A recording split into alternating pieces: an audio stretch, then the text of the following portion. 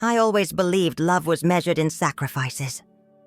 Maybe that's why the photographer's words cut through me like shards of glass that morning. Now, just the important people, please. I stood there, in my carefully preserved second-hand dress, wearing my late husband Thomas's mother's pearl necklace that I'd had restored for this very day. My daughter Marina's wedding day. The vineyard stretched behind us, rows of vines catching the morning light. Everything picture perfect, just as she had dreamed. Her message from earlier still glowed on my phone. "It's going to be perfect, Mom. Perfect." I had spent 28 years making sure everything was perfect for Marina. Since Thomas died in that factory accident when she was 7, I had poured every spare penny into giving her what she needed. The orthodontic braces she wore through middle school, the travel soccer team uniforms, the SAT prep courses, the college application fees. I did it all on a teacher's salary, cutting corners in my own life so she could stand tall in hers. The photographer was arranging people now, positioning Marina next to her soon-to-be husband, Diego. Victoria, her stepmother-to-be, swept in with her designer dress and surgical perfection, taking her place beside Marina, as if she had earned it. I watched my daughter's eyes flicker toward me for just a moment, a hesitation so brief you'd miss it if you hadn't spent years reading her every expression. But she said nothing. She stayed silent as I was shuffled away from the frame, replaced by people who had known her for barely 3 years. 28 years of love, reduced to an unwanted shadow at the edge of a photograph. I clutched my vintage handbag, feeling the weight of my checkbook inside. The final payments for everything, the catering, the flowers, the band, the bar service, all waiting to be settled after the ceremony. My entire savings, earmarked for the perfect day, the perfect illusion. Standing there, I could hear my late husband's voice from so long ago. "Susan, you've got to know your worth." Thomas always said I had a spine of steel hidden beneath my quiet exterior. He would have seen right through this charade, would have known exactly what to do. And suddenly, so did I. My hand stopped trembling as I reached up to touch the pearl necklace, the one true family heirloom, restored with months of careful saving. In that moment, watching them pose and smile without me, something crystallized in my heart, a clarity I hadn't felt in years. The photographer's voice carried across the morning air. "Beautiful. Now let's get one with just the family." Family. The word echoed in my mind as I took my first step backward, then another. Nobody noticed as I slipped away from the photography session, my fingers already reaching for my phone. I had calls to make, important ones, because sometimes love isn't measured in sacrifices. Sometimes it's measured in the courage to stand up and say, enough. People always told me I lived too much in the past, but some memories refuse to fade, like the day I first held Marina in my arms, both of us still wearing hospital bracelets. Thomas beaming down at us with those kind eyes of his. "Look what we made, Susan," he'd whispered. And I remember thinking that nothing in the world could ever hurt this perfect little bundle we'd created. Life has a way of proving you wrong. I was grading papers in the teacher's lounge when I got the call about the factory accident. Thomas had always said that overtime would put Marina through college someday. Instead, it put him in the ground, leaving me with a 7-year-old daughter and a mortgage I could barely afford on my elementary school teacher's salary. But we managed.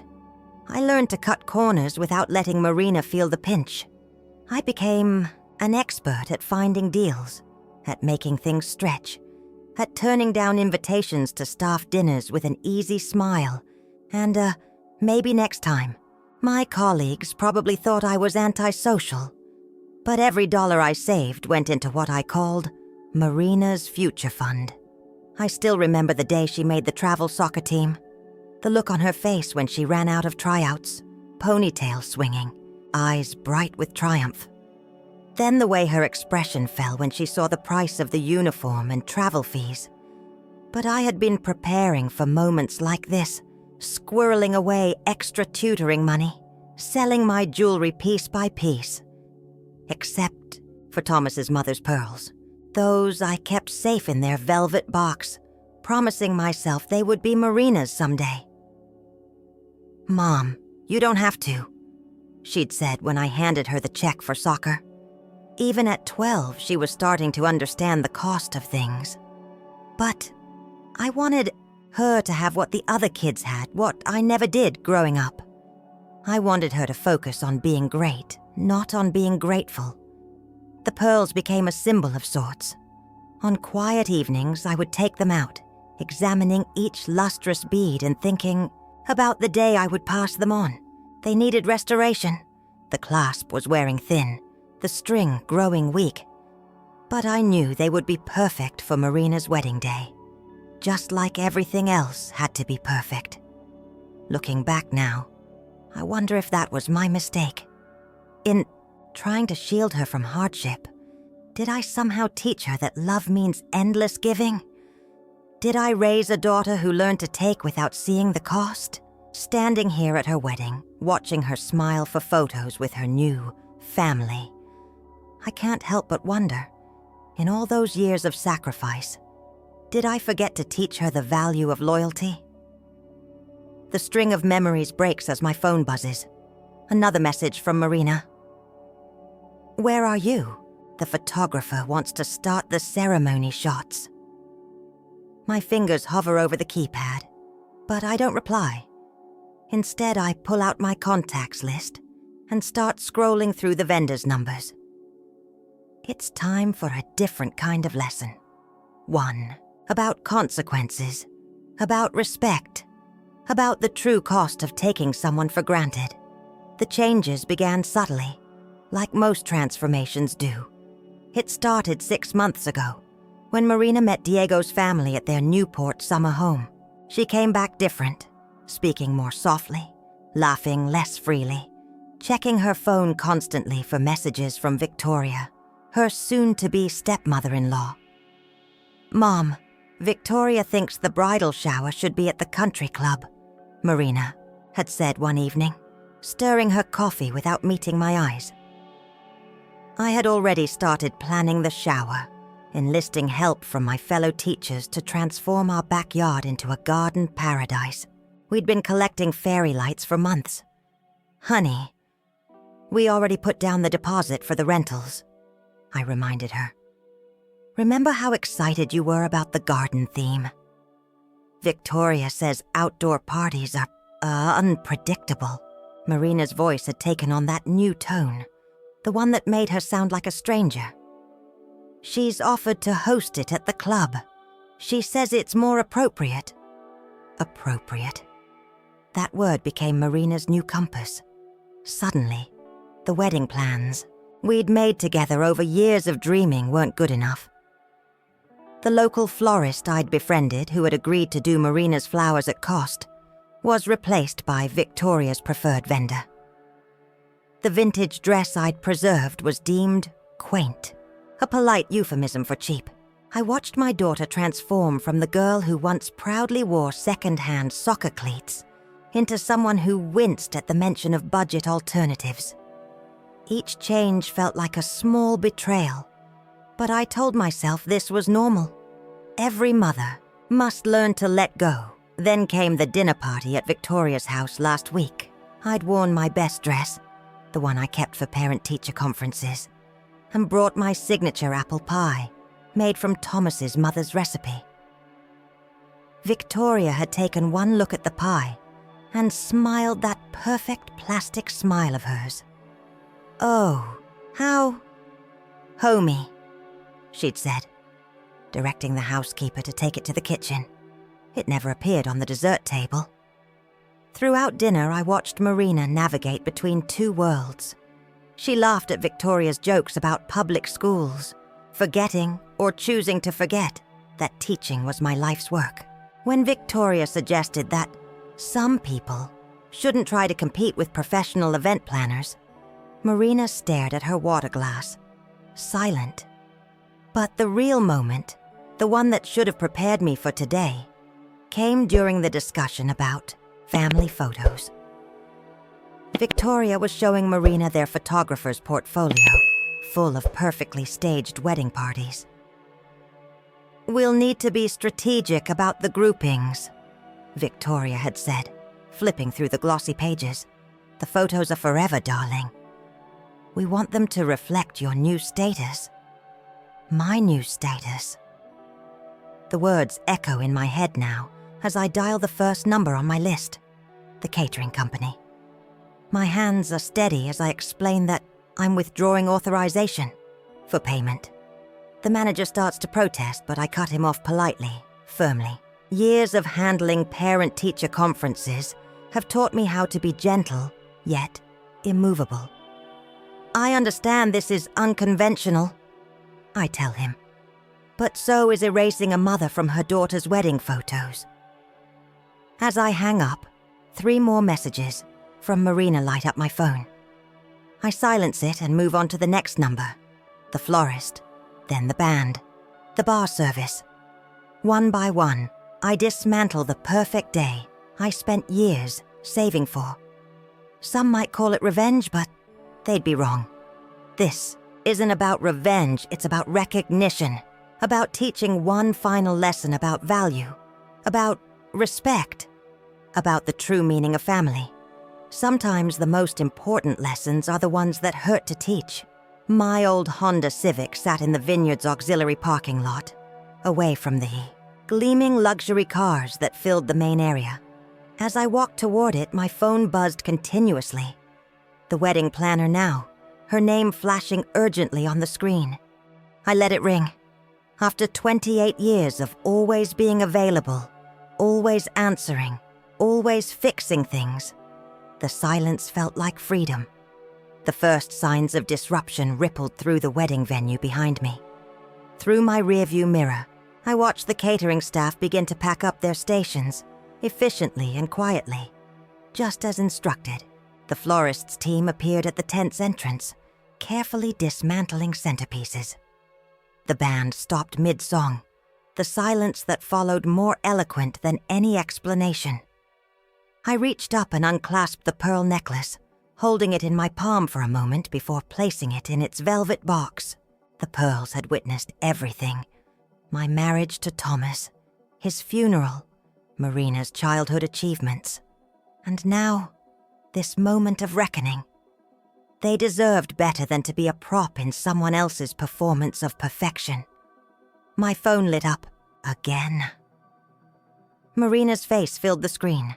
A photo from her college graduation, both of us beaming, before Victoria and Diego, and this new world of country clubs and calculated social climbing.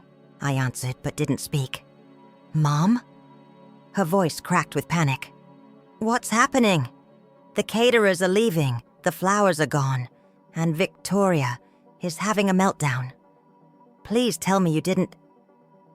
"Do you remember your 10th birthday?" I interrupted softly. "When the bakery lost our order? Mom, this isn't the time for..."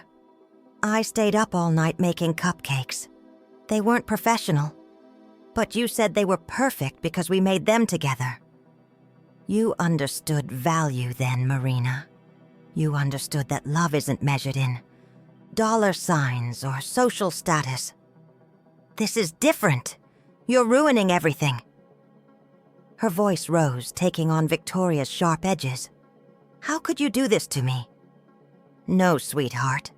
The question is, how could you do this to me?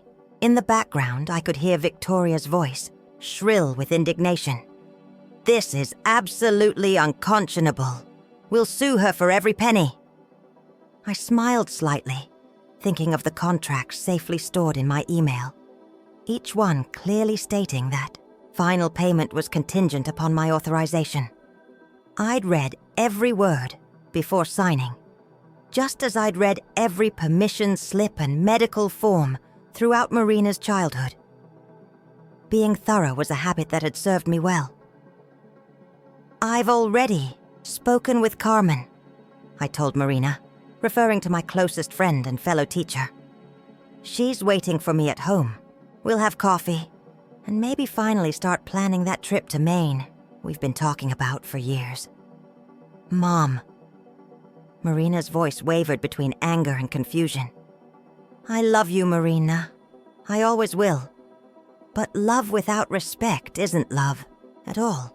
It's just habit, and habits can be broken." I ended the call and started the car. As I pulled away from the vineyard, I caught one last glimpse in my mirror of the elegant tent, now transformed into a scene of elegant chaos.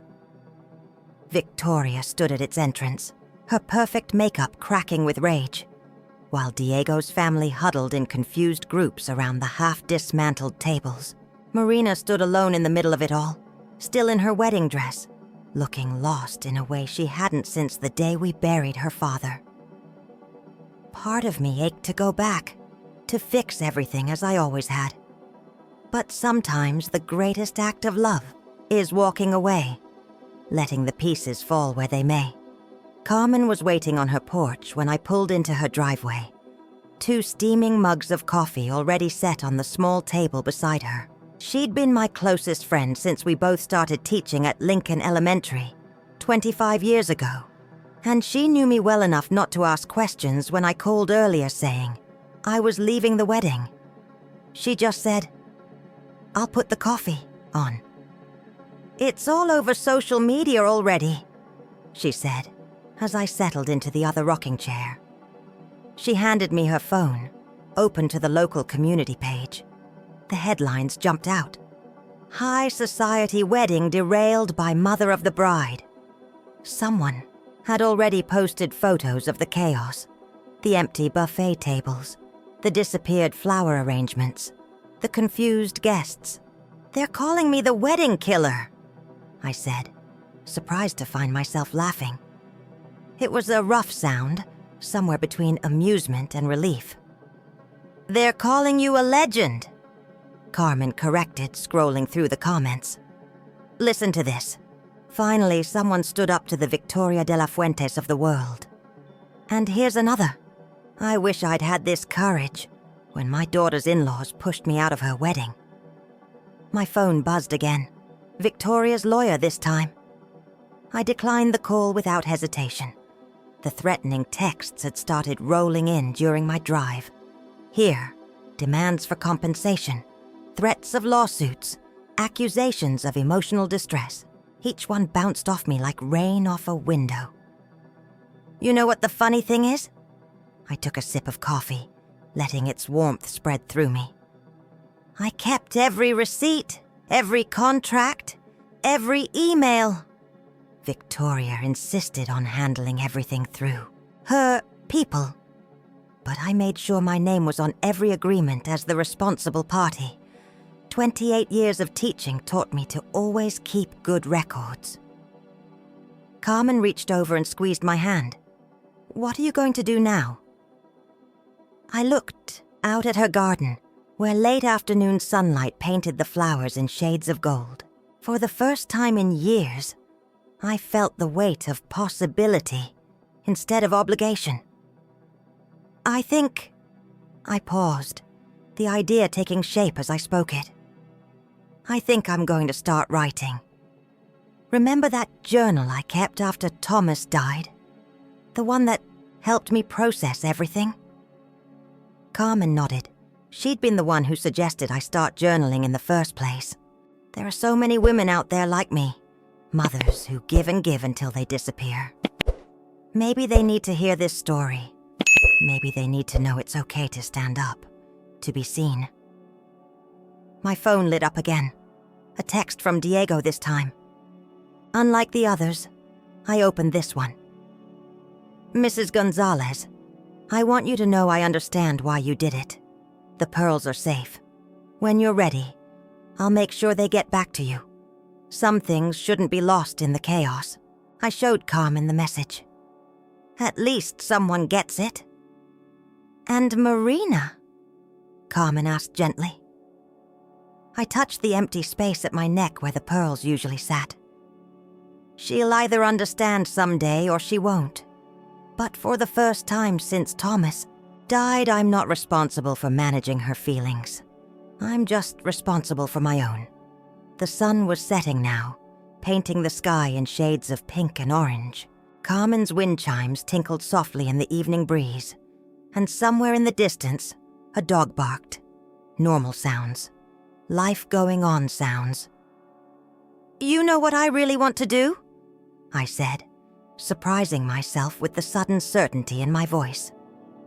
"I want to paint my living room yellow. Thomas always said it would be too bright, and Marina said it wouldn't look sophisticated enough. But I've always wanted a yellow living room." Carmen smiled, understanding exactly what I wasn't saying. That this wasn't just about paint colors. It was about reclaiming the small choices, the personal preferences, the pieces of myself I'd set aside for so long.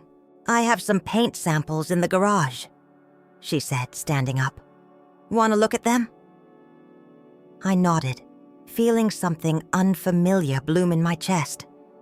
It took me a moment to recognize it. Hope, mixed with the first tentative stirrings of freedom.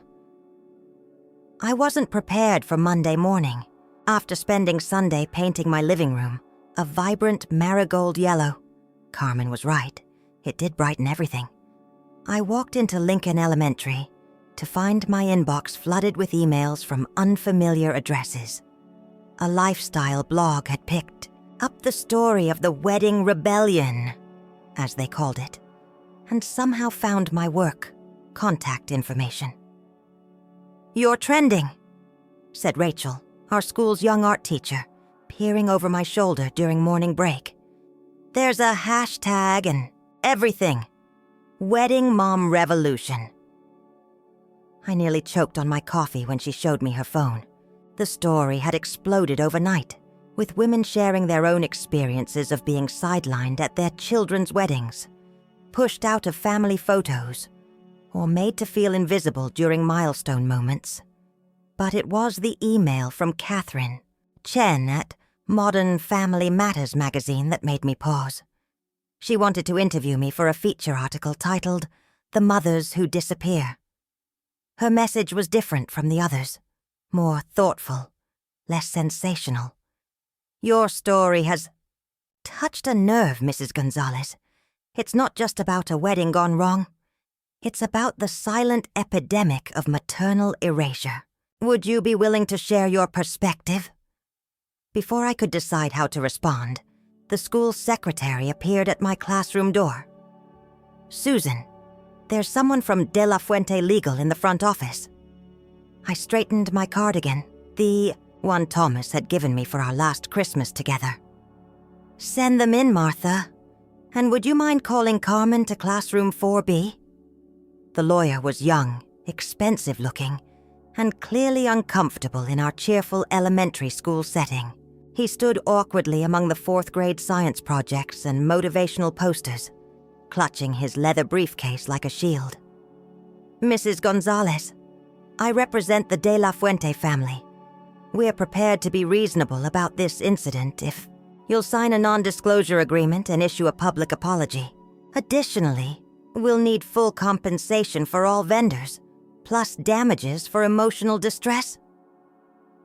I held up my hand, just as I did when stopping a playground argument. "I have copies of all contracts showing I was the sole paying party, with clear clauses about payment authorization. I also have documentation of every interaction where I was explicitly excluded from wedding decisions, despite being the primary financial contributor." He blinked, clearly not expecting this level of preparation from an elementary school teacher. "Furthermore," I continued, "I have testimonials from several vendors about the, let's say, disparaging comments made about me during planning. Meetings I wasn't invited to attend. Would your clients like those details to become public record in a countersuit for defamation?" Carmen appeared in the doorway then, right on cue. "Oh, good morning. I'm Carmen Rodriguez, witness to several of those planning meetings. Should I get my notes?" The lawyer's confident demeanor cracked slightly. "I'll need to consult with my clients." After he left, Carmen gave me a high five. "Did you see his face when you mentioned the countersuit? Priceless." I sank into my desk chair, the adrenaline fading. "I never wanted any of this, Carmen. I just wanted to be treated with basic respect. Sometimes the quietest actions echo the loudest," she said, picking up Catherine Chen's email from my desk. "Maybe that's why this is resonating with so many people. You didn't make a scene or demand attention. You just quietly refused to be invisible anymore." My phone buzzed with a text from Diego. "The lawyers are backing off. Victoria's furious, but my father agreed with you. He said his own mother would have done the same thing. The pearls are still safe whenever you want them back." I looked around my classroom, at the walls covered with children's artwork and science projects. For 28 years, I'd taught my students about standing up for themselves, about self-respect, about the quiet kind of courage that doesn't need to shout to be heard. Maybe it was time to practice what I'd been teaching. I opened my laptop and began typing a reply to Catherine Chen. "Dear Ms. Chen, you're right. This isn't just about a wedding. It's about every mother who's been told to make herself smaller, to step aside, to disappear for the sake of keeping peace. I'm ready to talk. Not for revenge or attention, but because maybe somewhere, another mother is getting ready to fade away. Maybe she needs to know she's not alone." The bell rang, signaling the end of break. As my students filed in there, energy filling the room, I felt something shift inside me. The woman who had stood silent at the edge of those wedding photos was gone. In her place was someone stronger, someone who had finally learned to take up space in her own life. Catherine Chen met me at Carmen's house on a Saturday morning, bringing with her a photographer who specialized in authentic portraits, whatever that meant. I had expected a quick interview, but Catherine had different plans.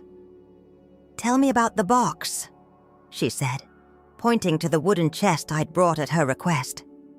It was Thomas's old toolbox, repurposed over the years to hold what he'd jokingly called my mom archives. I opened it carefully, revealing layers of Marina's life preserved in paper. Report cards, soccer game tickets, dance recital programs, birthday cards I'd written her every year. At the bottom lay a stack of carefully bundled receipts, orthodontist payments, school supplies, the endless stream of small sacrifices that had shaped our lives. 28 years of putting someone else first, Catherine said softly, taking notes. And all it took was 5 words from a photographer to make you finally say, enough. Not 5 words, I corrected her. 28 years of small erasures. The photographer just took the final photo, so to speak. The interview flowed like a conversation between old friends. Catherine asked about Thomas, about teaching, about the yellow living room. The photographer moved quietly around us, capturing moments I didn't even notice until later. My hands smoothing an old report card, the sunlight catching the empty space where my pearl necklace used to rest. "What do you want other mothers to take from your story?" Catherine asked as our time wound down. I thought about all the emails I'd received, the messages from women sharing their own stories of being pushed aside, minimized, treated as supporting characters in their own family stories. "I want them to know that love doesn't require erasure," I said finally. "That being a good mother doesn't mean becoming invisible, and that sometimes the bravest thing you can do is simply refuse, to disappear." The article came out 3 weeks later. Catherine had titled it, "The Empty Frame, A Mother's Quiet Revolution." She'd woven together my story with those of other mothers who'd reached out, creating a tapestry of shared experience that was both heartbreaking and empowering. But it was the photo they chose for the cover that took my breath away. Me in my classroom, surrounded by my students' artwork, wearing a bright yellow cardigan that matched my newly painted living room walls. I was looking directly at the camera, smiling slightly, with a quiet confidence I hadn't known I possessed. The response was immediate and overwhelming. My inbox filled with messages from mothers across the country. Local news stations called for interviews. But it was the letter from my former student, Lisa Martinez, now a successful tech entrepreneur, that changed everything. Dear Mrs. Gonzalez, your story reminded me of all the times you taught us about standing up for ourselves with grace and dignity.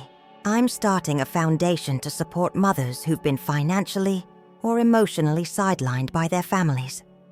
Would you consider being on our advisory board? We'd like to call it the Empty Frame Foundation, helping women step back into the picture of their own lives. Carmen found me crying over the letter in my classroom after school. Happy tears or sad tears? She asked, pulling up a tiny student chair. Grateful tears, I replied. I kept thinking I was alone in this, but look at what's happening. All these women sharing their stories, supporting each other. You started a movement by standing still, Carmen said, by refusing to be moved out of your own story. My phone buzzed. Another message from Diego. Mrs. Gonzalez, I've been reading the article. Marina has too, though she won't admit it. She's in therapy now. The therapist asked if you'd consider attending a session together when you're ready. I set the phone down without responding. Healing would come in its own time. For now, there was work to do. Lisa's foundation needed a mission statement, and I had the 28 years of teaching experience in helping people find their voice. Looking around my classroom at the walls where generations of children had learned to stand up for themselves, I realized that this, all of this, was just another form of teaching. Only now, my classroom had grown beyond these four walls, and my students were women who, like me, were learning that it's never too late to rewrite your own story. The Empty Frame Foundation started in Lisa's spare office with just 3 people, Lisa, her marketing director, and me. But it grew faster than any of us expected. Within a month, we had established support groups in 5 cities, each led by women who had their own stories of invisible motherhood. We need you to speak at the launch event, Lisa said one afternoon, as we reviewed applications for our first round of educational grants. The foundation had evolved to focus on helping mothers return to school or start businesses, women who had put their dreams on hold for decades. I'm not sure I'm ready for that, I replied, thinking of the media attention that still hadn't fully died down. Just last week, a morning show had run a segment called The Wedding That Wasn't a Mother's Stand. Mrs. G. Lisa still called me that, just as she had in 4th grade. Your story is powerful because it's not about revenge. It's about dignity, about choosing yourself after years of being chosen last. Before I could respond, my phone lit up with a familiar number. Marina. She'd been calling every Sunday at exactly 2 p.m. for the past 3 weeks. I hadn't answered yet, but I'd listened to each voicemail she left. Week 1. Mom, I know you're there. Please pick up. Everything's such a mess. Week 2. Dr. Harrison says I need to understand why you did it, but I think I already know. Week 3. I found my old soccer cleats in Dad's toolbox. Remember how you worked extra tutoring hours to buy them? I never thanked you properly. Today's call was different. Instead of a voicemail, a text appeared. Mom, I'm sitting in your driveway. The yellow living room looks nice from outside. I brought something you might want back. I showed the message to Lisa, who squeezed my hand. Go. This is more important than grant applications. The drive home was surreal. I found myself gripping the steering wheel too tightly, rehearsing words that dissolved as soon as I formed. Them. When I pulled up to my house, Marina was sitting on the porch steps, a familiar velvet box in her hands. She looked different, smaller somehow, without Victoria's influence dressed into every detail. Her hair was in a simple ponytail, and she wore jeans and a sweatshirt from her old soccer days. "Diego gave me the pearls," she said as I approached. He thought I should be the one to return them. I sat down beside her, leaving careful space between us. The late afternoon sun caught the brass numbers on my front door. The same ones Thomas had installed when we first bought the house, slightly crooked because he'd insisted on doing it himself. "Dr. Harrison asked me to think about patterns," Marina continued, her voice quiet. "About how I learned to measure love in sacrifices. She said sometimes we hurt people by trying to become someone else's version of perfect." "And what did you think about that?" I kept my voice neutral. The way I did during parent-teacher conferences when discussing difficult subjects. I thought about how you never showed up in Victoria's clothes, or tried to talk like her, or pretended to enjoy her country club lunches. How you just stayed. You. Until I tried to make you invisible. She opened the velvet box, the pearls gleaming softly. "I don't deserve to wear these.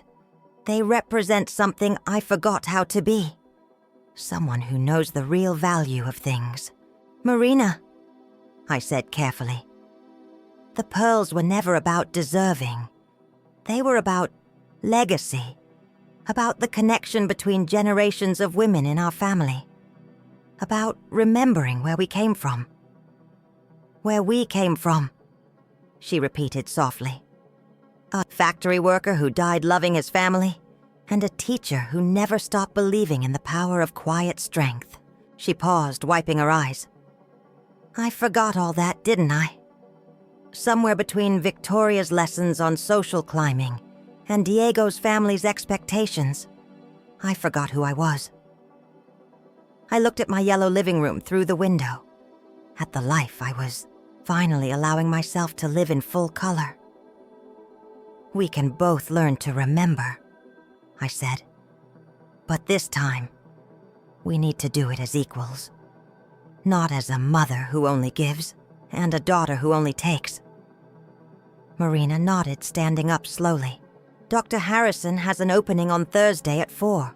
If you're willing, I'll think about it," I said honestly. "That's all I can promise right now." She left the pearls on the porch step between us. A bridge, perhaps, or maybe just a reminder of all the things that needed to be rebuilt. As I watched her drive away, I thought about Lisa's request for me to speak at the foundation launch. Maybe it was time to tell our story, not just as a tale of what was broken, but as a lesson in how to begin again. Dr. Harrison's office felt both too small and too large at the same time. Marina and I sat at opposite ends of a comfortable gray couch. The space between us filled with 28 years of love and 1 day of revolution. The pearls sat in their velvet box on the coffee table. Marina had brought them again, though neither of us knew exactly why. "Let's start with the photo," Dr. Harrison suggested. She was younger than I expected, with kind eyes and a quiet authority that reminded me of my first principal at Lincoln Elementary. The moment when the photographer asked for just the important people. "I felt invisible," I said, surprised by how steady my voice was. But not just in that moment. It was like suddenly seeing every time I'd been asked to make myself smaller. Every time I'd been treated as an inconvenience rather than a mother. Marina shifted in her seat. "I keep thinking about what I didn't do," she said. "I didn't speak up. I didn't say my mother is important. I just stood there and Why do you think that was? Dr. Harrison asked. Marina twisted her hands in her lap. A gesture so familiar it made my heart ache. She'd done the same thing before every soccer game, every school presentation. Because I wanted to belong, she finally whispered. In Victoria's world, in Diego's family, everything was so perfect there. No second-hand clothes, no careful budgeting, no remembering Dad's death anniversary every year. It was like stepping into a movie where nothing bad ever happened. And your mother represented the real world, Dr. Harrison suggested. The world where we had to work for everything, Marina nodded. Where we couldn't just write a check to make problems go away. She turned to me suddenly. But Mom, that world, our world, it was real. What you did for me, every day. That was real love. I felt tears threatening, but held them back. Real love isn't always pretty, I said. Sometimes it's making cupcakes at midnight, or hemming a prom dress by hand, or saving for years to restore a pearl necklace. Marina finished. She reached for the velvet box, opening it carefully. I found the receipts, Mom. In Dad's old toolbox. 5 years of payments to the jeweler, a little bit each month. While I was asking for soccer cleats and braces and college application fees, Dr. Harrison leaned forward slightly. Susan, what do you want Marina to understand most about your decision that day at the wedding? I took a deep breath, looking at the pearls gleaming in their box. That it wasn't about punishment. It wasn't even about the money or the photos, not really. It was about finally understanding that I had taught you the wrong lesson all those years. That a mother's love means endless sacrifice, endless erasure. And what do you want your mother to understand, Marina? Marina's voice shook. That, I'm sorry, but also that I'm grateful. Not just for the sacrifices, but for finally showing me that it's okay to stand up for yourself. That love doesn't mean disappearing. Dr. Harrison let the silence settle for a moment before speaking again. There's a difference between forgiveness and reconciliation, she said gently. Forgiveness can happen in an instant, but reconciliation is a journey. Are you both willing to take that journey? I thought about my yellow living room, about the Foundation's growing work, about all the women finding their voices after years of silence. Yes, I said. But this time, we build something new, something equal. Marina nodded, then reached for the pearl necklace. Maybe we could both wear it. Take turns. Let it be a reminder of where we've been and where we're going. I'd like that, I said softly. And for the first time since that day at the vineyard, I reached across the space between us and took my daughter's hand. As we left Dr. Harrison's office, the setting sun painted the sky in shades of pink and gold. Marina paused by her car. Mom, would you come to my next therapy session? Just mine, I mean. There are things I need to understand about myself, about why I let Victoria's world become more important than ours.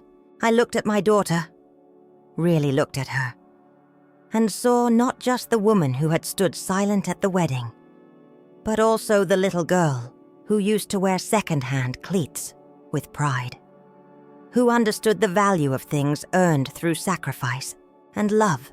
Yes, I said. But first, would you like to come see the Foundation? See what grew from our story? She smiled, a real smile, her father's smile. I'd like that. Maybe there's a way I could help? As I drove home, I thought about cycles broken and bridges rebuilt. About how sometimes the greatest act of love is teaching your child that every woman deserves to be visible in her own story. "Mom, your hands are shaking," Marina said, watching me struggle with my note cards. We were in the Foundation's office preparing for tomorrow's launch event. The space had transformed from Lisa's spare office into something vibrant and alive. Walls covered with photos of women sharing their stories, a community board filled with resources and success stories, and a small but growing library of books about rediscovering oneself after years of invisibility.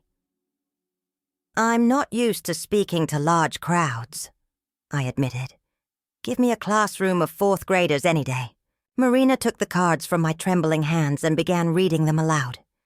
"Every mother deserves to be visible in her own story." "Mom, this is beautiful." I watched her move around the office, taking in the photos and testimonials on the walls. She paused at one that showed a woman in her 60s graduating from nursing school, her grown children beaming beside her. "I found something yesterday," Marina said, pulling an old envelope from her bag. "It was in Dad's toolbox under all the receipts and report cards." She handed me a worn piece of paper, yellowed with age. I recognized Thomas's handwriting immediately. "My dear Susan, if you're reading this, it means I'm not there to tell you myself. But I need you to remember something. You are not just a supporting character in someone else's story. You're the hero of your own. Don't let our daughter forget that either. Teach her that real love doesn't dim another person's light. It helps them shine brighter. All my love, Thomas." "He wrote it the week before the accident," Marina said softly. I think he knew you might need these words someday." I pressed the letter to my chest, feeling Thomas's presence so strongly, it took my breath away. "Your father always could see right through me," I managed to say. "He knew how easy it would be for me to lose myself in being your mother." Marina pulled up a chair beside me. "Tell me about the Foundation's first success story," she said, clearly trying to help me focus on something besides tomorrow's speech. I smiled, grateful for the distraction. "Sarah Matthews, she's 58, raised 3 kids on her own, always dreamed of opening a bookstore. Her children used her retirement savings for their weddings, telling her it was her duty as a mother. We helped her secure a small business loan and create a business plan. The store opens next month." "And she's coming tomorrow?" "All our grant recipients are. They'll each share a piece of their story." I looked at my note cards, again the words blurring slightly. I'm just worried I won't do them justice. Marina was quiet for a moment, then reached for the pearls she'd taken to wearing on important days. We'd been sharing them, just as she'd suggested in therapy, a physical reminder of our ongoing journey toward healing. "Here," she said, fastening them around my neck. "Wear them tomorrow. Let them remind you of all the women who came before us, who sacrificed without losing themselves, like Dad's mom, who saved these pearls even during the hardest times." I touched the familiar smooth surface of the pearls. "You know, I never told you the whole story about these. Your grandmother didn't just save them. She sold them during the Depression to keep your father in school. But she kept track of them, and when times got better, she spent years searching until she found them again. A woman who refused to let her story end in sacrifice," Marina said thoughtfully. "Maybe that's why Dad left you that letter. He knew that kind of strength ran in our family." She picked up my note cards and began rearranging them. "What if you started with Grandma's story, about the pearls? It's not just about the wedding anymore, Mom. It's about generations of women learning to hold on to themselves while loving others. Looking at my daughter, really looking at her, I saw something new emerging. Not the little girl I'd sacrificed for, not the bride who'd let me be erased, but a young woman beginning to understand her place in a longer story of mothers and daughters, sacrifice and strength.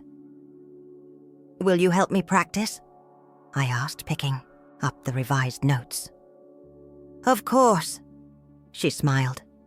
"But first, tell me more about Sarah's bookstore and about the other women.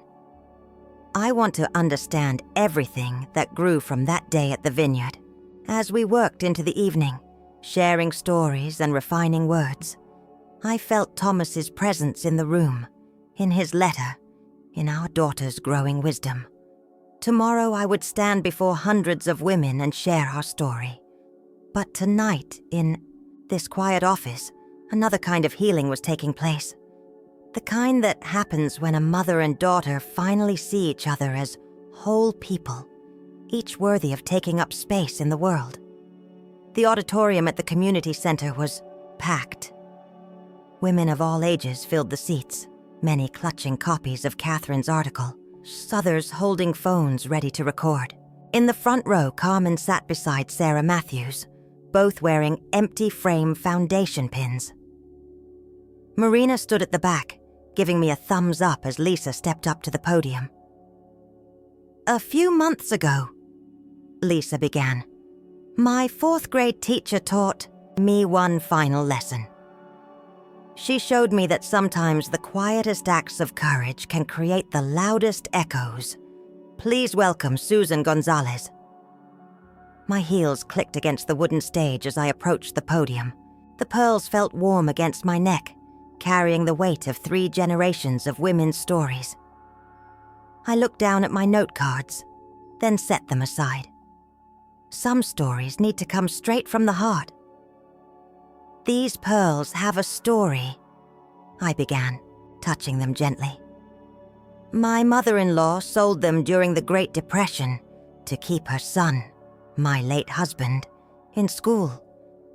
Years later, she tracked them down and reclaimed them, not because they were valuable, but because they represented something more important: her refusal to let sacrifice be the end of her story." The audience was silent, leaning forward slightly. "When my husband died, I thought sacrifice was the purest form of love I could offer our daughter. I worked extra hours, saved every penny, smiled through every missed opportunity to make my own dreams come true. I thought that's what good mothers did. We disappeared so our children could shine." In the back, I saw Marina wipe her eyes. But here's what I learned at my daughter's wedding, standing at the edge of a photographer's frame. Love without dignity isn't love at all. It's erasure. And when we teach our children that a mother's love means becoming invisible, we teach them to accept invisibility in their own lives. Sarah Matthews nodded firmly, clutching her business plan folder. "The Empty Frame Foundation isn't just about helping women reclaim their dreams. It's about changing the narrative of maternal sacrifice. Every woman in this room has a story of being pushed to the margins of her own life, of being told that love means becoming smaller, quieter, less visible." I gestured to the women seated on stage, our first group of grant recipients. "Look at Sarah Matthews, opening her bookstore at 58. Look at Maria Hernandez, returning to medical school at 62. Look at Janet Chen, starting her own business after 30 years of putting everyone else first. These women aren't just reclaiming their dreams. They're showing their children, their grandchildren, that it's never too late to step back into the frame of your own life." The room erupted in applause. Sarah stood up, then Maria, then Janet. Each woman a testimony to resilience, to the power of refusing to disappear. "But this foundation isn't just about money," I continued when the applause died down. "It's about community, about women supporting women, About mothers teaching daughters that love should add to our lives, not subtract from our identities. I saw Catherine Chen in the audience, taking notes, nodding slowly. Every woman here has felt it. That moment when someone tries to make you smaller, to push you out of the picture. Maybe it was at a wedding, a graduation, a family reunion. Maybe it was in 1,000 tiny moments that built up over years. Today we're saying, no more. My voice grew stronger, filling the room. Today we're creating a new legacy. One where mothers and daughters stand together as equals. Where sacrifice isn't confused with erasure. Where love means helping each other grow, not disappear. Marina had moved to the front now, standing beside Carmen, both of them smiling through tears. My daughter and I are learning this together, I said softly. We're learning that healing doesn't mean forgetting, and that forgiveness doesn't require returning to old patterns. We're learning that the strongest families are built on mutual respect, not silent sacrifice. I touched the pearls one last time.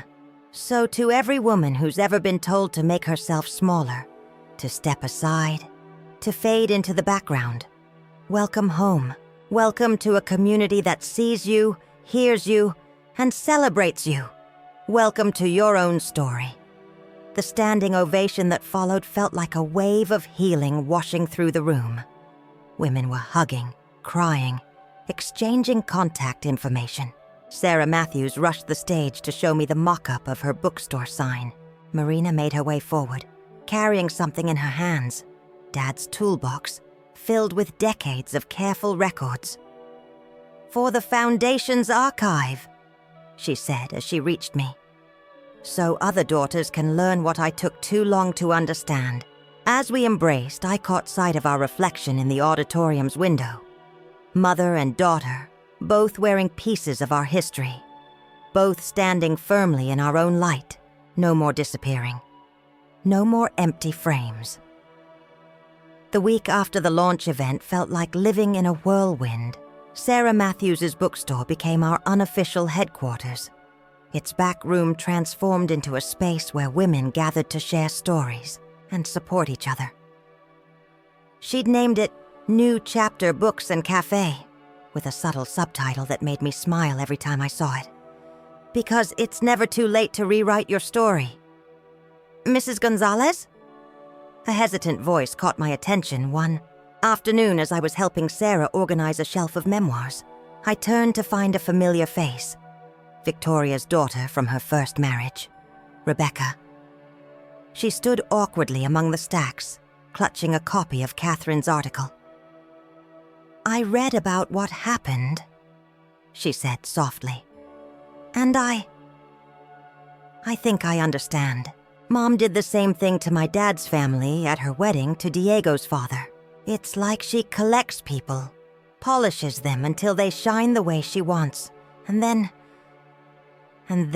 discards anyone who doesn't fit the picture. I finished gently. Rebecca nodded, tears forming in her eyes. I found my grandmother's number, Dad's mom. I haven't spoken to her in 8 years. Not since Mom said she wasn't suitable for my college graduation. I led her to the cafe area, where Marina was helping set up for our evening support group. My daughter's eyes widened in recognition, but she quickly composed herself and brought over 2 cups of tea.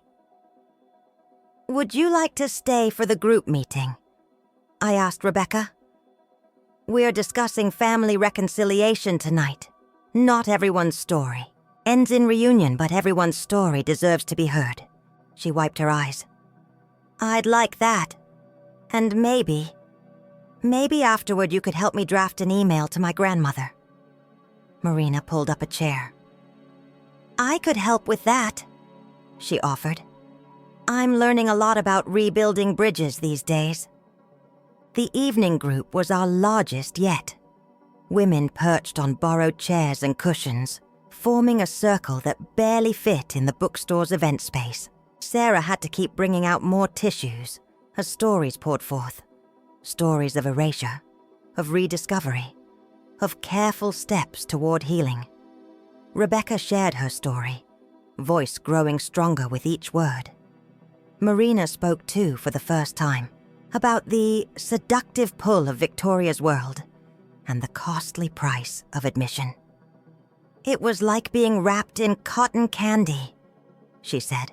"Sweet and soft and perfect looking, but ultimately empty of real nourishment." After the meeting, as Sarah closed up the shop, Marina and I walked to our cars together. The spring evening was warm, filled with the scent of blooming magnolias from the park across the street. "I have something to tell you," Marina said, stopping under a streetlight. "I've been thinking about my skills, about how I could really contribute to the foundation." I waited, watching her gather her thoughts. "All those years in Victoria's world, I learned things about social media, about networking, about reaching people who need to hear a message. I've been working on a proposal for the foundation, a digital outreach strategy to help us connect with younger women, to help them recognize the patterns before they become trapped in them." She pulled out a carefully prepared presentation folder. "Would you look at it? Not as my mom, but as a foundation board member? I think this is what Dad meant in his letter about helping each other shine brighter." I took the folder, feeling the weight of something much more significant than paper. "Have you shown this to Lisa yet?" "No," Marina smiled. "I wanted you to see it first, both as a board member and as my mom, because this time I want to build something real. Something that helps other daughters understand what took me too long to learn."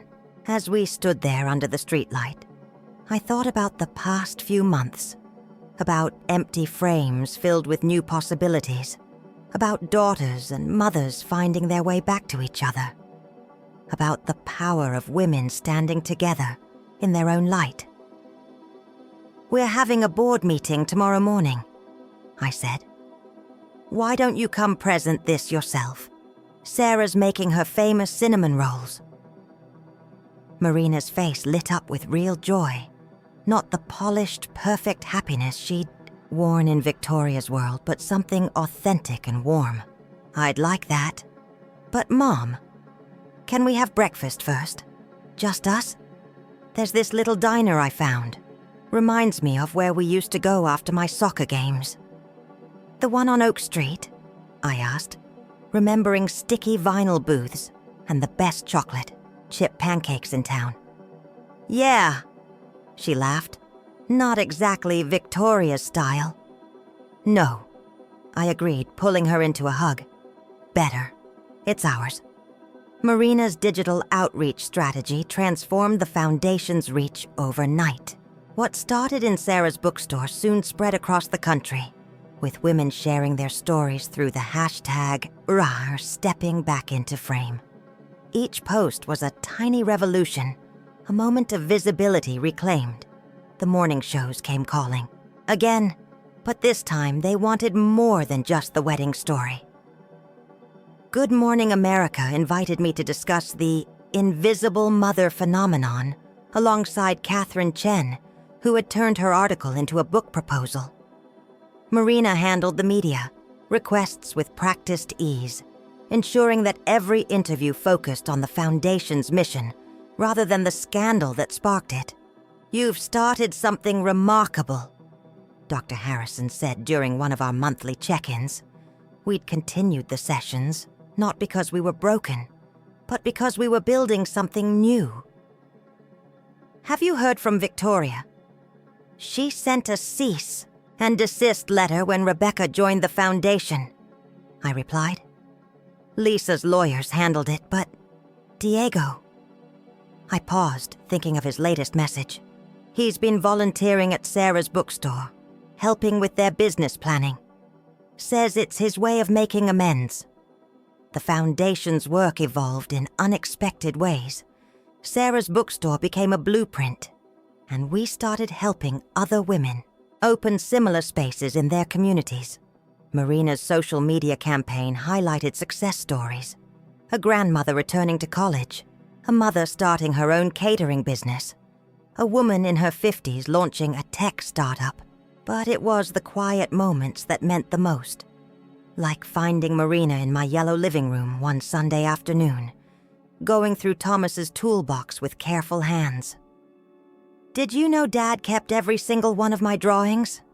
she asked, holding up a faded piece of paper with a child's scribbles. "Even the bad ones, even after he was gone," I finished, sitting beside her. He believed in keeping records of love. Marina nodded, touching the pearls she wore that day. We'd maintained our sharing tradition. She wore them. To board meetings, I wore them to speaking engagements. They had become something more than jewelry, more than even an heirloom. They were a testament to women who refused to disappear.